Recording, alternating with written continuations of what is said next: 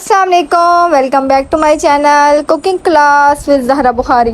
आज हम लेकर आए हैं बहुत ही ज़्यादा मज़ेदार, बहुत ही स्पेशल रेसिपी। आज हम बनाएंगे चिकन पकोड़ा ब्रोस्ट, जो बहुत ही ज़्यादा बासानी बनकर तैयार होता है और ये इतना ही ज़्यादा मज़ेदार होता है।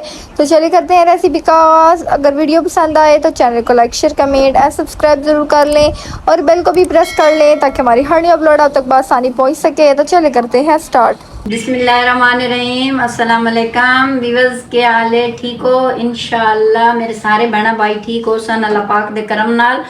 असी भी ठीक हाँ। ते अज बड़ी जबरदस्त रेसिपी लैके आया। असी जी बनसा ब्रोस्ट, बहुत मज़े दा तैयार हो सी। अज बड़ी रेसिपी मज़ेदार है ते लाइक शेयर जरूर कीता करो। ते आओ जी शुरू करते हैं।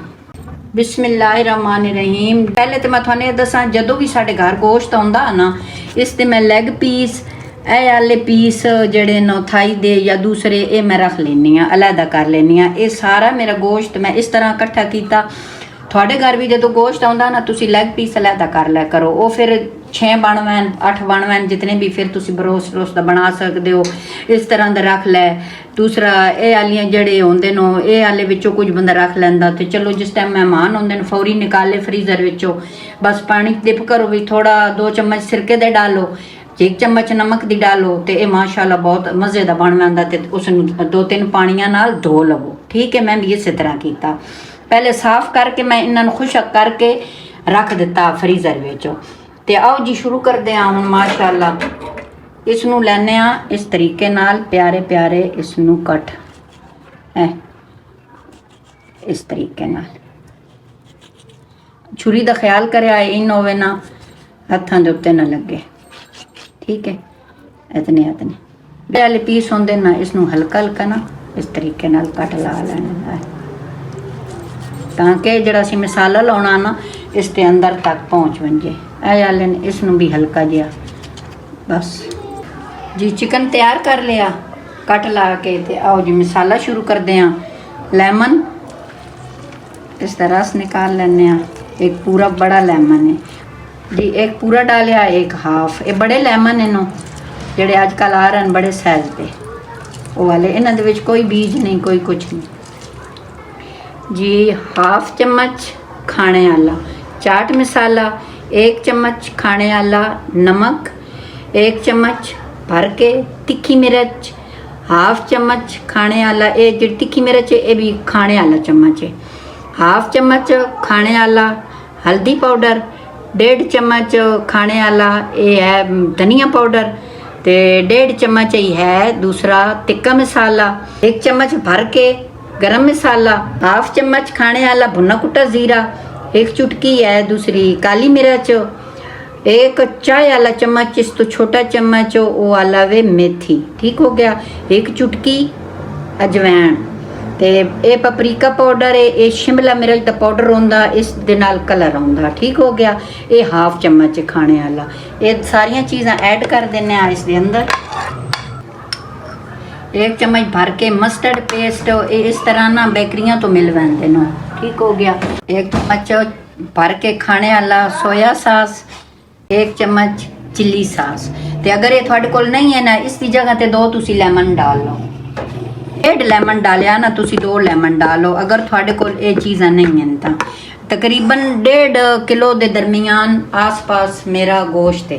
ठीक है, इसके अंदर डाल देने बिस्मिल्लाह जी। इस तरह करके ना हत्थों के नाल जेडे इसके कट हैं ना, कट के अंदर अंदर सारे जितने भी कट लगे हो ना, कट के अंदर अंदर लाना ताकि सारिया चीज़ों की खटास इन्हों के अंदर चली जाए। ठीक है जी। सारे मैं मसाला ला लिया। तो अगर इसनू थोड़े कोल टाइम है तो तुसी घंटा 1.5 घंटा रखो तो ज़्यादा मज़े का बन सी। ओवरनाइट भी तुसी रख सकते हो।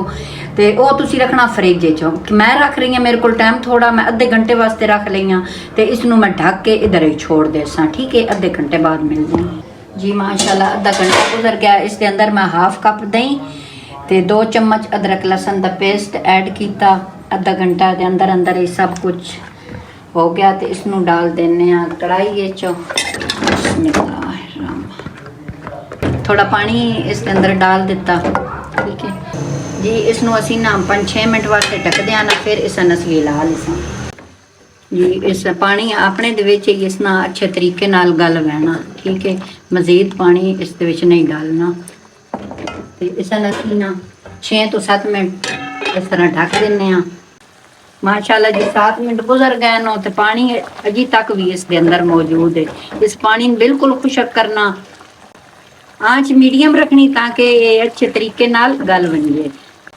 जी बच्चे आए हो नो ते उन्हें गर्मियां दी छुट्टियां इंजॉय कराना है तो उन्हें फरमाइश ते बन रहा ते बेटी मेरे साथ साथ है। हाँ जी सुनाओ जी। अस्सलाम वालेकुम व्यूवर्स, कैसे हैं आप? ठीक हैं? पहले मेरा इंट्रो तो हो चुका है, यहाँ पर इंग्लिश लर्निंग बाय एसबी के नाम से मेरा चैनल है और पहले तो मैं अम्मी की वीडियोस में आ चुकी हूँ। तो ये हमारी फरमाइश पे आज बन रहा है चिकन पकौड़ा ब्रोस्ट। तो मेरे चैनल को भी विजिट कीजिएगा, आपको बहुत अच्छा वहाँ पर कंटेंट मिलेगा। अपने बच्चों को आप रेफर कर सकते हैं इंग्लिश लर्निंग बाय एसबी, जहाँ पर बहुत एक अच्छा इंग्लिश लैंग्वेज कोर्स करवाया जा रहा है, प्रॉपर एक सीक्वेंस से चल रहा है। आप अपने बच्चों को रेफर कर सकते हैं अगर वो इंग्लिश सीखना चाहते हैं, अपनी इंग्लिश इम्प्रूव करना चाहते हैं तो इंशाल्लाह वो कुछ ही वीडियोस वॉच करके अपनी इंग्लिश बहुत बेहतर बना सकते हैं।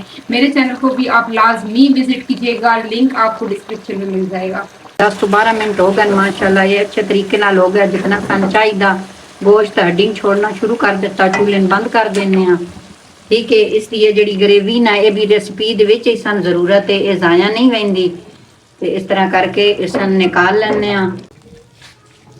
परात के अंदर डाल देने ताकि खुला ठंडा हो सके। इसी तरह से सारा निकाल लेने जी। चिकन असी ठंडा होने वास्ते रख दिता। इस भी 2 चम्मच इस तरह भर के कॉर्नफ्लावर, ये मकई का आटा होंदा है, मकई का ये आला डाल दिता। तो इस दे अंदर असी डाल दसा थोड़ा जरदा चुटकी, जिसन एक पिंच आख देना, इतना असी जरदा कलर डालिया। इस दे अंदर डाल देने जी 1 2 3 4 5 चम्मच तकरीबन भर के हो गया, 5.5, ठीक है। इस दे बेसन दे इसनों मिक्स कर लेने, थोड़ा पानी डाल देने। अगर तुसी जरदा कलर डालना चाहते हो तो ठीक है, इस दे नाल कलर अच्छा होंदा, नहीं डालना चाहते तो वैसे भी माशाल्लाह अच्छा बन सी, कोई मसला नहीं। तो पूरी मैं कट्टी है ग्रीन मिर्च हो, लेकिन इस दे अंदरों मैं हाफ डाल रही हूँ, ठीक है। ये आली आधी गड्डी मेरी धनिया की है। इसके अंदर थोड़ी मेथी डाल दें मसल के, 1 चुटकी अजवाइन, ये भी मसल के डलसा, इसकी खुशबू बहुत प्यारी है उसी, ठीक है। इसका असी बिल्कुल एक लिक्विड पेस्ट जहा बनाना, ज़्यादा इसका सगना नहीं बनाना असी। ये आला लिक्विड जड़ा सा बनाया ना बेसन ते कॉर्नफ्लावर का, इसनों असी डाल देने इस यखनी के अंदर जी निकली ना चिकन के अंदरों, उसके अंदर इसके अंदर असी मज़ीद मसाला को नहीं ऐड करना जी। फिर भी असी चख लेसा, अगर कम लगता तो फिर थोड़ा नमक मिर्च जो भी डालनी डाल लेसा। इसनों मिक्स करके वेखते हैं, इसनों असी बिल्कुल लिक्विड जहा ना घोल जहा बनाना, ज़्यादा सगना नहीं। चेक कर लेने, नमक की ज़रूरत है, बिल्कुल ठीक है। इसके अंदर मजीद कोई चीज़ ऐड नहीं करनी। असी आयल उत्ते रख दिता, गर्म होंदा तो इसके अंदर नाल डिप करके इसन असी फ्राई कर सा जी। इसनों असी डिप कर दिया वैना हल्का हल्का, इस तरह करके अंदर डाल दिया वैना।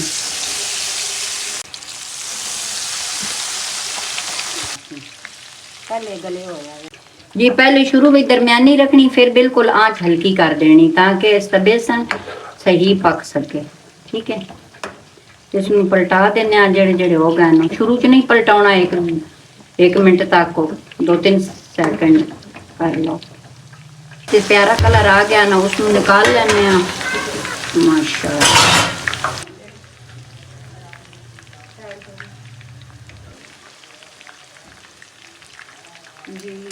माशाल्लाह कितना बन के प्यारा तैयार होया।